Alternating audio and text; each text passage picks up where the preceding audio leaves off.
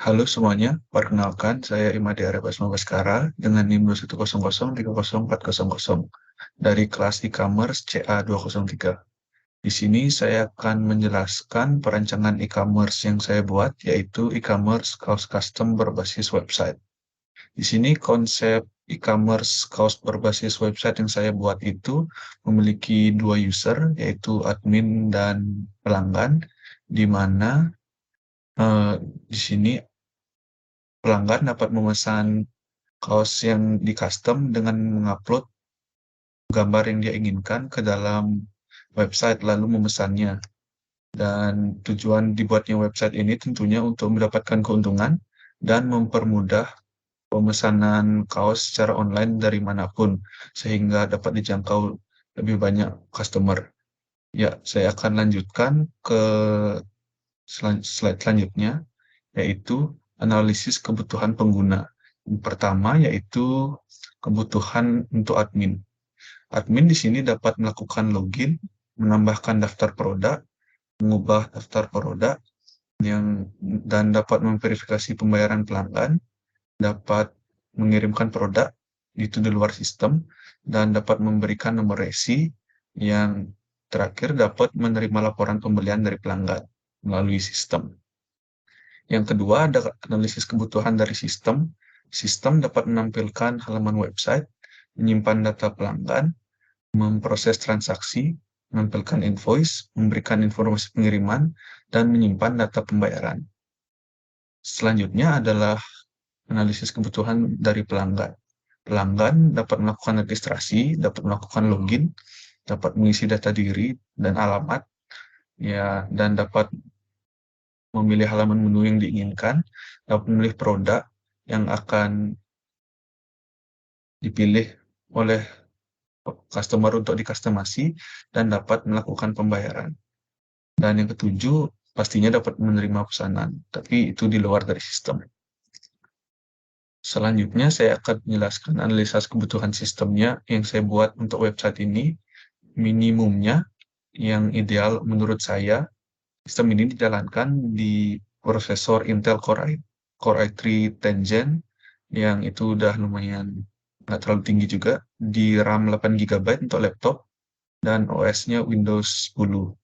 Dan text editor yang saya gunakan di sini yaitu Visual Studio Code, dan untuk database-nya PHPMyAdmin, dan untuk servernya di sini saya menggunakan XAMPP, dan browsernya saya menggunakan Chrome. Selanjutnya, oh ya, di sini saya lupa menjelaskan di bagian analisis features-nya, saya kurang menjelaskan di sini karena saya tidak terlalu mengerti untuk menjelaskannya, tapi di bagian laporannya saya sudah mencantumkannya. Baik, saya lanjutkan langsung ke bagian flowchart-nya. Di flowchart-nya, di sini saya akan jelaskan dari awal. Dari awal, flowchart dimulai dari pelanggan. Pelanggan mengakses website custom kaos, dan sistem menampilkan halaman awal. Di halaman awal tersebut lalu ditampilkan menu registrasi atau login. Jika pelanggan memilih menu registrasi, maka halaman sistem akan menampilkan halaman registrasi. Saya akan lanjutkan dulu. Setelah menampilkan halaman registrasi, ini jarum yang sebelah kiri ini akan melanjutkan registrasi. Dan jika registrasi itu sudah berhasil, data akan disimpan, dan data pelanggan akan disimpan dan akan langsung dialihkan ke halaman login. Nah, jika tadi balik lagi ke awal, jika customer sudah memiliki akun, jika mereka bisa langsung memilih ke halaman login, dia akan langsung ke menampilkan halaman login, dan di sana customer bisa memasukkan username dan passwordnya, dan akan langsung masuk ke halaman menampilkan produk. Dan jika itu loginnya berhasil, jika tidak akan mengulang lagi. Di halaman menampilkan produk, di sini bisa dilihat di paling sebelah kiri, admin dapat mengupdate data produk, di mana data produk tersebut bisa berupa nama, harga, stok, dan lain-lain. Selanjutnya, di bawahnya, di sini Setelah ditampilkan produknya, di sini customer dapat memilih produknya. Setelah memilih produk, setelah memilih produk akan melakukan customasi terhadap produk tersebut. Setelah dilakukan customasi dengan produk tersebut, maka produk tersebut bisa ditambahkan ke keranjang. Nah, setelah tambahkan ke keranjang, customer bisa memilih untuk langsung check out atau menambahkan produk yang sama. Semisal, customer ingin menambahkan dua produk yang sama dengan ukuran berbeda. Contoh, kaos kaos yang sama dengan desain yang sama tapi dengan ukuran yang berbeda. Selanjutnya, setelah misalnya sudah selesai dengan customasi, customer bisa melakukan check out. Setelah melakukan check out, sistem akan menampilkan data pembayaran, detail-detail pembayaran, pengiriman, detail-detail pajak, dan lain-lain. Dan selanjutnya, customer diminta untuk melakukan pembayaran. Setelah melakukan pembayaran, customer akan diminta untuk melakukan pengiriman bukti pembayaran. Selanjutnya, jika setelah dikirimkan bukti pembayarannya, customer, customer, maksud saya admin, akan memverifikasi pembayaran tersebut. Setelah pembayaran diverifikasi, admin akan mengubah status pesanan tersebut menjadi sudah diproses. Setelah itu, admin akan memproses pesanannya, lalu ke slide selanjutnya,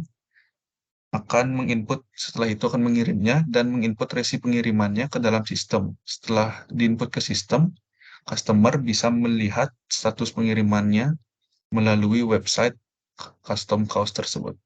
Dan setelah itu, customer bisa menerima produknya jika sudah sampai, dan flowchart berakhir.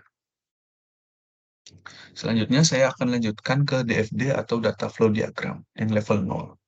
Di sini terdapat dua user, maksud saya dua tipe entitas, maksud saya, yaitu admin dan pelanggan. Di sini admin dapat melakukan penambahan untuk mengubah data produk ke sistem dan melakukan penambahan status pesanan. Dan di sini pelanggan dapat menambahkan data pelanggan, yaitu berupa username, password, dan lain-lain, dan data diri tersebut, dan dapat mengupload bukti pembayaran.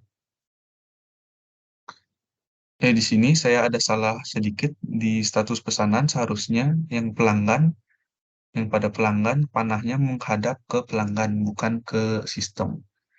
Yang berarti sistem memberikan status pesanan ke pelanggan, bukan pelanggan ke sistem. Karena dari admin mengirim status pesanan dan dilanjutkan ke pelanggan. Di sini juga admin bisa mengakses data pelanggan yang bisa digunakan untuk melakukan pengiriman nantinya dan lain-lain. Saya lanjutkan dengan DFD yang level 1. DFD level 1 dimulai dengan proses registrasi pelanggan jika pelanggan belum memiliki akun.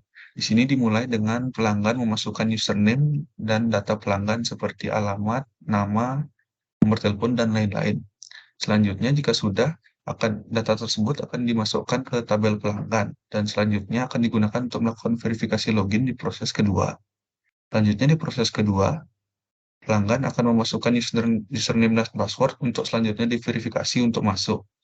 Di tahap kedua ini juga, admin bisa melakukan proses login, yang dimana proses login tersebut diverifikasi oleh tabel login.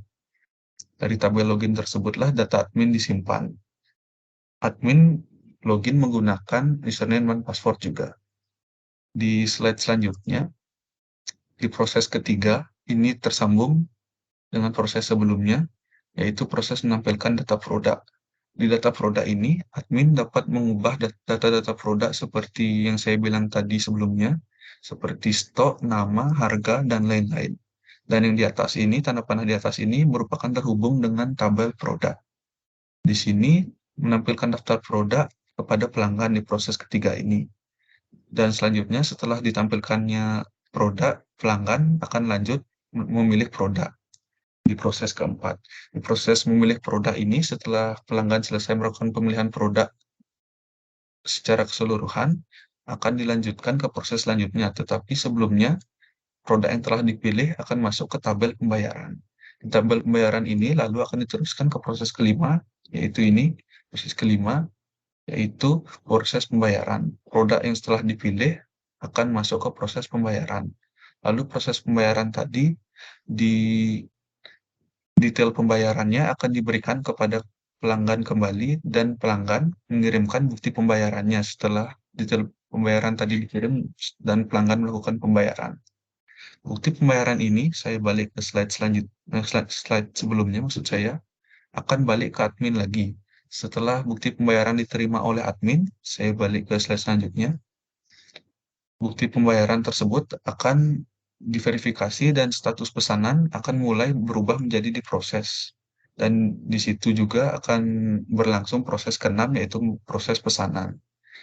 Proses pesanan ini juga terhubung dengan tabel pesanan yang di dalamnya terdapat pesanan-pesanan pelanggan yang telah masuk melalui website. Dan setelah pesanan diproses, status pesanan akan dikirim kembali ke pelanggan agar pelanggan dapat melihat status pesanannya. Ini maksud saya sebelumnya terakhir. Lanjut ke ERD atau Entity Relationship Diagram. Di Entity Relationship Diagram ini, pertama admin. Admin di sini memiliki atribut yaitu password, username admin, dan nama admin, di mana di sini username admin adalah primary key dari admin. Dan saya jelaskan dulu semua entitasnya, di mana entitas ini baru saya lupa jelaskan. Entitas ini merupakan tabel yang ada pada DFD tadi, dan di sini mereka menjadi entitasnya pada ERD atau Entity Relationship Diagram. Yang pertama tadi admin sudah, yang kedua yaitu produk. Di produk, atributnya yakni stok produk, ID produk, nama produk, deskripsi produk, harga produk. Yang menjadi primary key-nya yaitu ID produk. Selanjutnya ada entitas pelanggan, yaitu di dalam entitas pelanggan atau bisa disebut juga database pelanggan ini terdapat atribut nomor telepon, username pelanggan, password, alamat, nama pelanggan, email, password. Yang dimana username pelanggannya adalah primary key-nya. Selanjutnya adalah tabel pembayaran atau entitas pembayaran. Di sini di dalamnya atributnya ada ID produk, jumlah produk, nomor pembayaran, username pelanggan, dan total harga. Di mana di sini nomor pembayarannya merupakan primary key-nya. Selanjutnya yang terakhir, tabel terakhir yaitu ada pesanan. Tabel pesanan ini terdapat status pesanan, tanggal pemesanan, username pelanggan, nomor pembayaran, dan nomor pesanan, di mana nomor pesanan di sini merupakan primary key-nya. Nah, saya jelaskan di sini selain primary key, di sini juga terdapat foreign key, di mana foreign key-nya itu ada pada tabel pembayaran dan tabel pesanan, di mana ID produk dari tabel produk di sini digunakan di tabel pembayaran.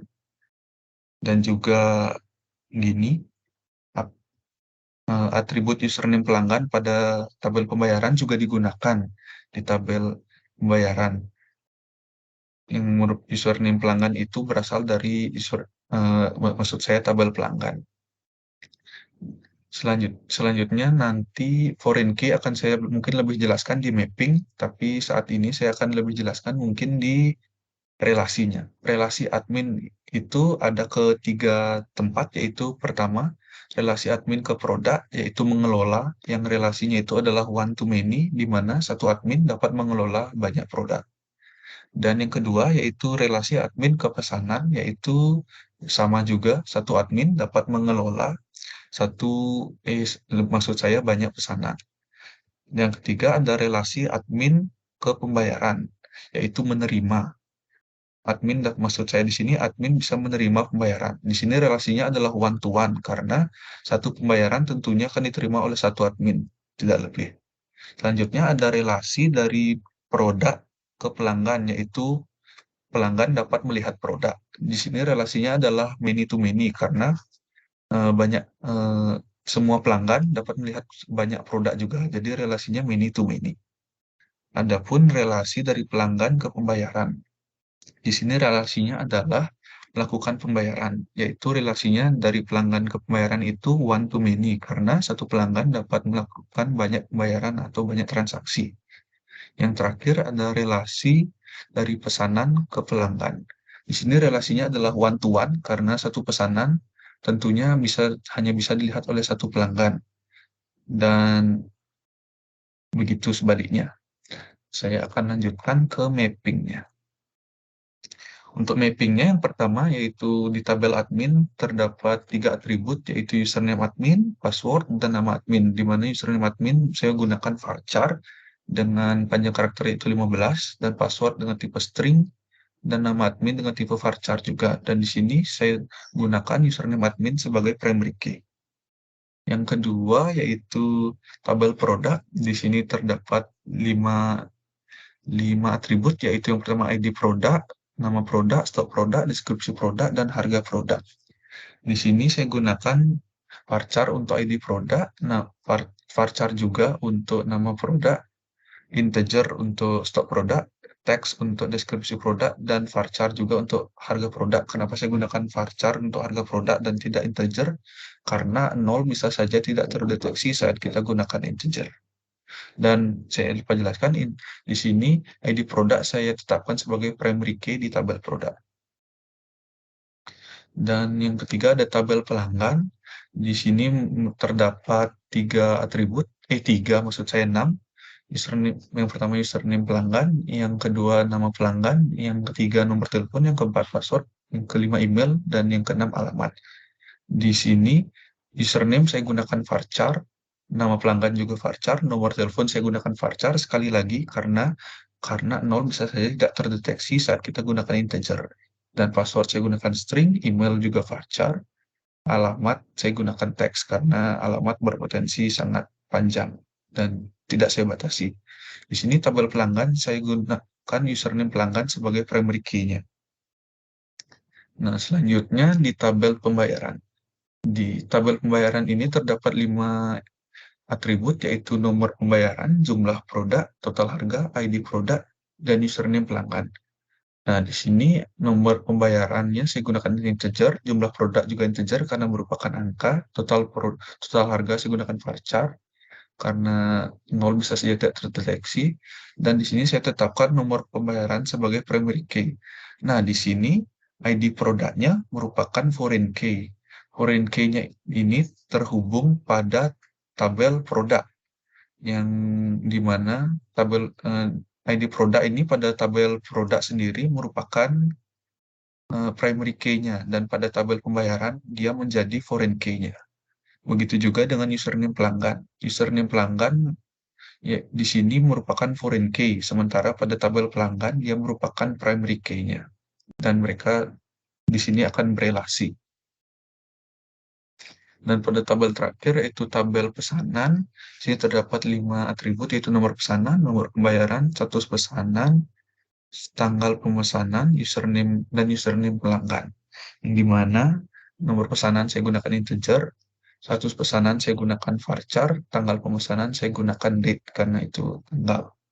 Di nomor pembayaran ini merupakan primary key dari tabel pembayaran, yang dimana pada tabel pesanan ini dia menjadi foreign key yang membuat mereka berelasi. Dan pada username pelanggan juga di sini dia merupakan foreign key, di mana pada tabel pelanggan username pelanggan ini merupakan primary key-nya. Dan di sini dia menjadi foreign key. Ya, sekian pemaparan saya tentang e-commerce custom kaos yang telah saya buat, perancangannya maksud saya. Jika ada kesalahan kata yang kurang berkenan, mohon dimaafkan. Terima kasih.